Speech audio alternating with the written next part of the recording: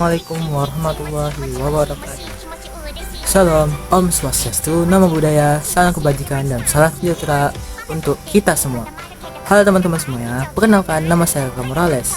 Kali ini saya akan menjelaskan materi tentang Kerajaan Mataram, yaitu kerajaan Islam yang berdiri di Jawa. Dimana dia itu berjaya saat dipimpin oleh Sultan Hasanuddin, teman-teman. Baik, mungkin sekolah saya itu berada di SMA Negeri 4 dan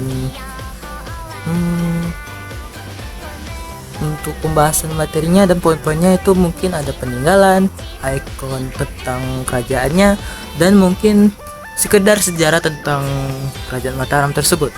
Baik, disimak videonya teman-teman. Kerajaan Mataram Islam adalah kerajaan terbesar yang berada di Jawa.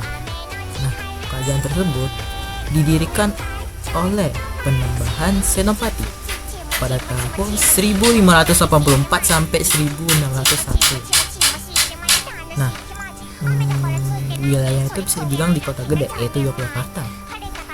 Dan puncak kerjaannya itu saat dipimpin oleh Sultan Hasanuddin, yang mana pada tahun 1613 sampai 1645.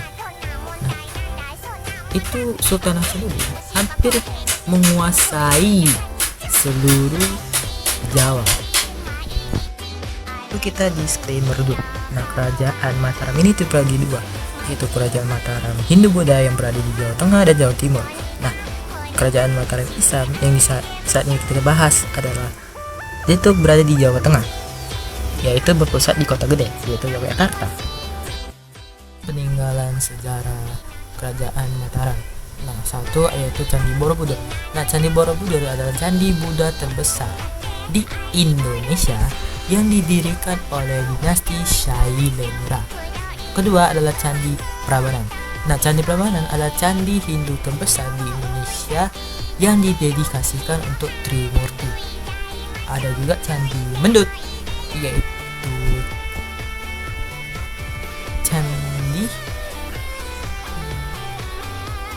Buddha, yang dimana di dalam candi tersebut terdapat patung Buddha besar. Peninggalan kerajaan Mataram. Nah, peninggalan kerajaan itu saya tadi membahas tentang candi. Nah, saya akan membahas tentang prasasti. Prasasti itu saya akan membahas 3. Nah, prasasti Canggal itu berisi tentang awal berdirinya kerajaan Mataram. Nah, Mataram kuno. Nah, kedua itu Candi Kalasan. Candi Kalasan ini berisi tentang pembangunan candi untuk Dewi Tara. Nah, prasasti Manyasi itu berisi tentang daftar nama-nama Raja Mataram. Bisa Mataram kuno, bisa Mataram Islam. Peninggalan kerajaan Mataram itu tadi saya membahas tentang candi dan prasasti. Nah, selanjutnya saya akan membahas karya sastranya. Nah, karya sastra pada masa Mataram itu berkembang pesat, terutama dalam bentuk takawin, yaitu puisi Jawa kuno. Contohnya seperti Ramayana dan Arjuna Wiwaha. Nah, isinya banyak menceritakan tentang kepahlawanan, ajaran moral, dan cerita kerajaan. Kita membahas tentang peninggalan Mataram Islam. Nah, peninggalan Mataram Islam itu ada peninggalan Masjid Agung Kota Gede, yang mana masjid ini bersejarah, yang mana itu peninggalan Mataram Islam. Kedua itu ada makam Raja Imogiri. Makam Raja Imogiri. Nah, makam ini adalah tempat di mana raja-raja ini dimakamkan. Ikon kerajaan Mataram. Nah, kerajaan Mataram kuno. 1. Yaitu peninggalan candi seperti Candi Prambanan dan Candi Borobudur. Yang kedua itu ada relit cerita kehidupan dan ajaran agama. Yang ketiga itu adalah kebudayaan Hindu dan Buddha yang berkembang pesat atau kemajuannya itu berkembang pesat. Membahas tentang ikon kerajaan Mataram Islam. Satu adalah keraton yang dijadikan sebagai pusat pemerintahan. Yang kedua itu ada budaya Jawa seperti gamelan, batik, dan wayang.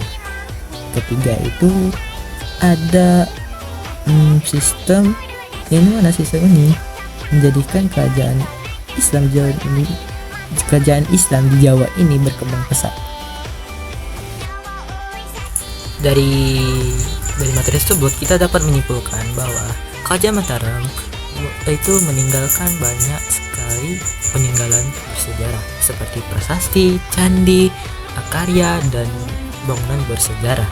Nah, adapun ikonnya ini yang merujuk kepada kebudayaan, agama, serta kekuasaan atau kejayaan maupun pada masa Hindu Buddha ataupun pada masa Islam.